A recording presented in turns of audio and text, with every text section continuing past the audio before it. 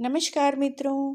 28 अक्टूबर को होली अष्टमी है, तो होली अष्टमी पर होली माता की कथा अवश्य सुननी चाहिए। तो मैं आपसे होली माता की कहानी शेयर करने वाली हूँ। साथ में विनायक जी की भी कहानी सुनी जाती है, तो आप विनायक जी की कहानी भी इस दिन जरूर सुने। तो होली माता और विनायक जी की कहानी इस प्रकार है। एक साहूकार था, उसके साथ बेटे बहू और एक बेटी थी। कार्तिक के महीने में दिवाली से पहले अष्टमी को अपने घर की लिपाई पुताई करने के लिए सातों बहुएं अपनी इकलौती ननद के साथ जंगल में मिट्टी खोद रही थी, जहां पर शाहू माता की मान थी। मिट्टी खोदते समय ननद के हाथ से कुदाली शाहू के बच्चों को लग गई और वे तुरंत मर गए, जिससे शाहू माता बहुत नाराज हो गई और बोली, मैं तेरी कोख बांधूंगी। ननद अपनी सातों भाभियों से बोली, तुम में से कोई अपनी कोख बंधवा लो।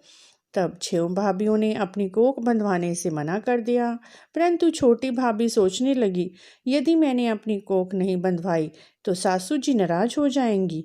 यह सोचकर ननद के बदले छोटी भाभी ने अपनी कोख बंधवा ली। इसके बाद छोटी बहू ने कि जो भी बच्चा होता वह 7 दिन के अंदर मर जाता। एक दिन उसने पंडित जी को बुलाकर पूछा, मेरी संतान 7वें दिन मर जाती है, इसके लिए मैं क्या करूं? तब पंडित जी ने कहा, तुम सुरही गाय की सेवा करो। सुरही गाय शाहू माता की भाईली है, वह तेरी कोख जरूर खुलवा देगी, तब तेरे बच्चे जी जाएंगे। अब वह बहुत जल्दी सुबह उठकर सुरही गाय के नीचे साफ सफाई कराती। गाय एक पैर से लंगड़ी थी। गौ माता बोली, हर रोज उठकर कौन मेरी सेवा कर रहा है, आज मैं देखूंगी। गौ माता खूब सवेरे उठी तो देखती है साहूकार के बेटे की बहू उसके नीचे साफ सफाई कर रही है। गौ माता बहू से बोली, क्या मांगती है? साहूकार की बहू बोली, शो माता तुम्हारी भाईली हैं, उससे मेरी कोख बांध रखी है, मेरी कोख खुलवा दो। गौ माता ने कहा, अच्छा। गौ माता साहूकार की बहू को अपनी भाईली के पास लेकर चली। रास्ते में कड़ी धूप थी, वे दोनों एक पेड़ के नीचे बैठ गई। थोड़ी देर में एक सांप आया। उस पेड़ पर गरुड़ पंखनी के बच्चे थे और सांप उन्हें डसना चाहता था। साहूकार की बहू ने उस सांप को मार दिया और बच्चों को बचा लिया। थोड़ी देर में गरुड़ पंखनी आई और खून देखकर साहूकार की बहू को चोंच मारने लगी। साहूकार की बहू ने कहा, मैंने तेरे बच्चों को नहीं मारा, बल्कि सांप के डसने से बच्चों को बचाया है। तब यह सुनकर गरुड़ पंखनी बोली, मांग, तू क्या मांगती है? वह बोली, 7 समुद्र पार शव माता रहती है, तुम मुझे उनके पास ले चलो। गरुड़ पंखनी ने साहू माता की बहन गाय माता को और उस बहू को अपनी पीठ पर बिठाकर वहां पहुंच गई। साहू माता उनको देखकर बोली, आ बहन, बहुत दिनों में आई। बातें करते समय साहू माता ने बीच में कहा, बहन, मेरे सिर में जुएं पड़ गई हैं। सुरही के कहने पर साहूकार की बहू ने उसके सिर से सारी जुएं निकाल दी। इस पर शो माता ने प्रसन्न होकर कहा, तुमने मेरे सिर में बहुत सिलाई मारी, तेरे 7 बेटे 7 बहुएं हों। वह बोली, मेरे तो एक भी बेटा नहीं है, 7 बेटे कहाँ से होंगे? शो माता बोली, वचन दिया है, वचन से फिरूं तो धोबी के कुंड पर कंकड़ी हों। साहूकार की बहू बोली, मेरी कोख तो तुम्हारे पास बंदी पड़ी है। यह सुनकर शाहू माता बोली, तूने तो मुझे ठग लिया।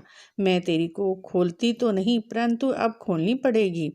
जा, तेरे घर तेरे 7 बेटे और 7 बहुएं मिलेंगी। तू जाकर 7 उद्यापन करना, 7 होई भरना, 7 कढ़ाई करना। वह लौट कर घर आई तो वहां देखा कि 7 बेटे 7 बहुएं बैठे हैं। उसने 7 होई बनाई, 7 उद्यापन किए, 7 कढ़ाई की। शाम के समय जेठानियां आपस में कहने लगी, जल्दी जल्दी धोक पूजा कर लो, कहीं छोटी बच्चों को याद करके रोने ना लगे। थोड़ी देर में उन्होंने अपने बच्चों से कहा, अपनी चाची के घर जाकर देख, अभी तक वह रोई क्यों नहीं? बच्चों ने जाकर देखा चाची तो खूब उदापन कर रही हैं।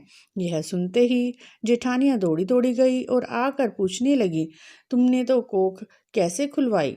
उसने कहा, तुम में से किसी ने कोख नहीं बंधवाई थी, सो मैंने कोख बंधवा ली थी, परंतु शो माता ने दया करके मेरी कोख खोल दी। हे शो माता, जैसे साहूकार के बेटे की बहू की कोख खोली, वैसे हमारी भी खोलना, सब परिवार की बहुओं की खोलना। कहते सुनते हुंकारा भरते सबकी खोलना। इसके बाद विनायक जी की कथा सुनी जाती है। तो विनायक जी की कथा इस प्रकार है। एक विनायक महाराज थे।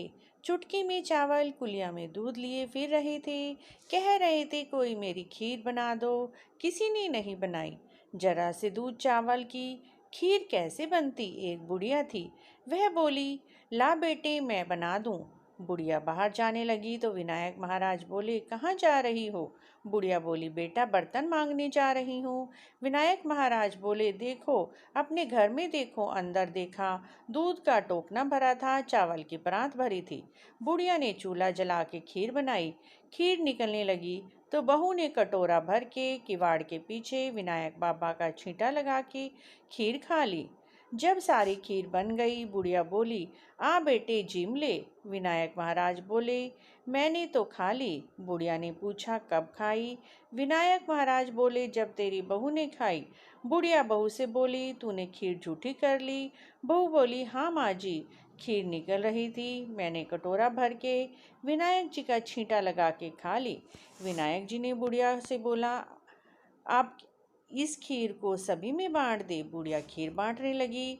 दुनिया चर्चा करने लगी, कल तो बुढ़िया भूखी मरती थी और आज खीर बांट रही है। विनायक जी ने झोंपड़ी को लात मारी तो महल बन गया, खूब सारा धन हो गया। जैसे ही विनायक बाबा बुढ़िया पर टूटे, वैसे सब पर टूटना।